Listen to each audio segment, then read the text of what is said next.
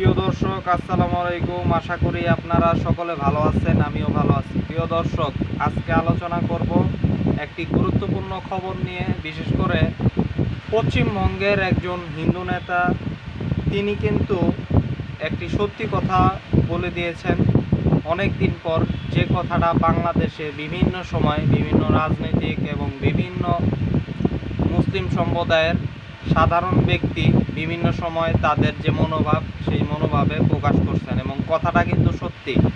চলুন বিস্তারিত পরে শোনা যাক। আর পাশাপাশি একটু বলে রাখি যে উনি কিন্তু পশ্চিমবঙ্গের বিধায়ক মনোরঞ্জন ব্যাপারী, অর্থাৎ পশ্চিমবঙ্গ সরকারের বিধায়ক। তো একজন গুরুত্বপূর্ণ ব্যক্তি এই কথাটি বলেছেন। কি বলেছেন? যে ধর্মীয় কারণে বাংলাদেশের হিন্দুরা অত্যাচারিত হচ্ছে না এবং তারা মূলত ভারতে যাচ্ছে নিজের স্বার্থে, ধর্মীয় কারণে নয়। প্রিয় দর্শক, চলুন পড়ি আর একটু বিস্তারিত। বাংলাদেশ থেকে হিন্দুরা ভারতে চলে আসছে নিজেদের স্বার্থে, এর মধ্যে কোনো ধর্মীয় কারণ নেই।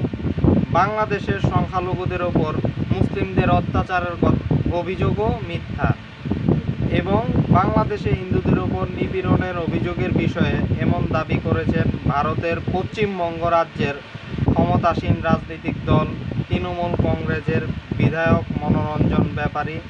দেশটির সংবাদ মাধ্যম আজ তাক বাংলাকে দেওয়া এক সাক্ষাৎকারে তিনি বলেন, মুসলমানদের কারণে হিন্দুরা বাংলাদেশ থেকে ভারতে পালিয়ে এসেছেন, এটা একদম সত্যি নয়।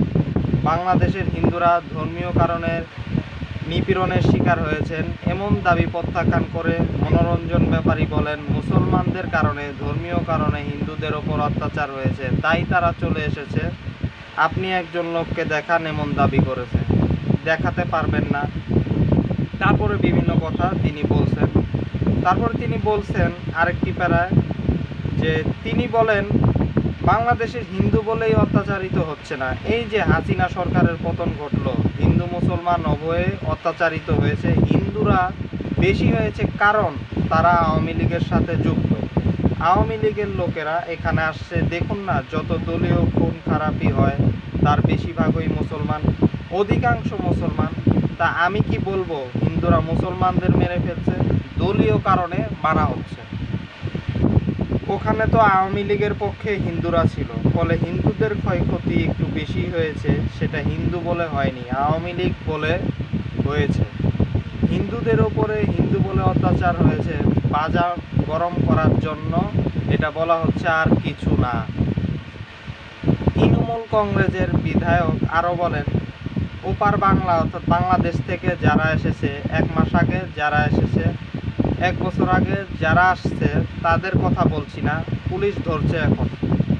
তারপরে বিভিন্ন কথা তিনি বলছেন, রেশন কার্ড, আধার কার্ডের কথা, যে তাদের কাছে নাকি এগুলি আছে এবং তারা ভারতের নাগরিক এবং তারা নাকি ভারতে ভোটও দেন।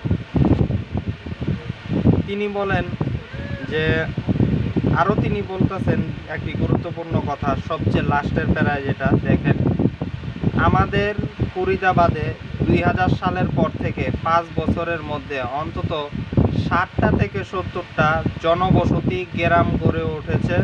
আপনি গিয়ে দেখুন, অর্ধেক লোক বাংলাদেশ থেকে আসা আর 30 থেকে 40% বিহার থেকে আসা। ওখানকার স্থানীয় লোক 5 কি 10% হয়ে গেছে।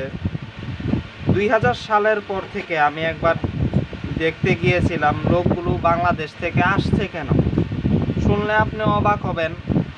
একটা জমি 4 জনের কাছ থেকে বায়না নিয়েছে, একজন বেচে পালিয়েছে। তো তিন জনকে ঠকিয়ে বাংলাদেশ থেকে আসছে। শুনেন ব্যাপারটা, এটা কিন্তু আসলেই সত্য যে বাংলাদেশে বিভিন্ন জায়গায় মনে করেন এই প্রতারণাটা করে, যে 5 জন 4 জনের কাছে জমি টমি বিক্রি কইরা ভারতে পালায় জায়গায়, অর্থাৎ আরও প্রতারণা করে। অত্যাচারিত হওয়া তো দূরের কথা, কে কার বউ নিয়ে পালিয়ে এসেছে, কে কোন জায়গায় অপকর্ম করেছিল, পুলিশ করছে। বর্ডার পার হয়ে নাম পাল্টে পালিয়ে এসেছে, নিম্নবর্গ পালিয়ে এসে এখন উচ্চবর্ণ হয়ে গেছে। এই ধরনের ঘটনা ঘটিয়ে আসছে তারা, অর্থাৎ হিন্দুরা, হিন্দুদের বিষয়ে বলতেছে। এবং কে বলতেছে? আমি না কিন্তু, প্রিয় দর্শক, ভারতেরই একজন প্রাদেশিক সরকার, অর্থাৎ রাজ্য সরকারের একজন বিধায়ক, পশ্চিমবঙ্গ সরকারের একজন বিধায়ক, এবং তিনি কিন্তু মুসলিম না, তিনি কিন্তু হিন্দু, মনোরঞ্জন ব্যাপারী। তো সত্যি কথা কিন্তু বলে দিছে। দেখেন আসলেই কিন্তু ভারতে রাজনৈতিক স্বার্থ এবং তাদের ধর্মীয় স্বার্থ আছে, কিন্তু সেটা ভারতে কেন? কারণ ভারত একটা হিন্দু সংখ্যাগরিষ্ঠ দেশ। এবং রাজনৈতিক স্বার্থ কেন?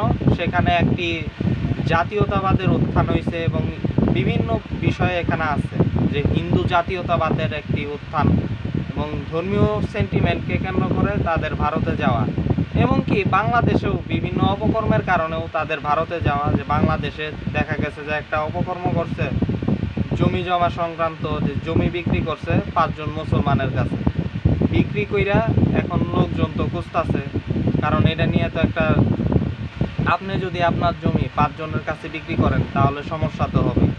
তারপরে নানান অপকর্ম তো আছেই, এবং নতুন করে আপনারা তো শুনতেছেন যে ভাগোয়া লাভটাপ, যেটা যে মুসলমান মেয়েদেরকে যে কোনোভাবেই হোক ইসলাম ধর্ম গ্রহণ কিংবা যে কোনো কিছুর নামে তাদেরকে প্রতারণা করা, এগুলি করার পর কিন্তু কেস হয়, ভিকটিমের পক্ষ থেকে তো কেস হয় তাদের বিরুদ্ধে, পুলিশ তাদেরকে খুঁজে, কিন্তু তারা বর্ডার পার হয়ে উল্টা কথা বলে যে তারা নির্যাতিত হ্যানতেন, কিন্তু আসলে তারা নিজের স্বার্থে, যে কোনো স্বার্থেই কারণই হোক, নিজের স্বার্থেই তারা ভারতে গেছে। এবং এই বিষয়ে দীর্ঘদিন ধরে মুসলমানদের যে অভিযোগ ছিল বাংলাদেশ সরকার কিংবা রাজনৈতিক দলের বিভিন্ন নেতাদেরও, সেই বিষয়টি কিন্তু পশ্চিমবঙ্গের সরকারের বিধায়কের পক্ষ থেকে স্বীকারোক্তি দেওয়া হইল এখন।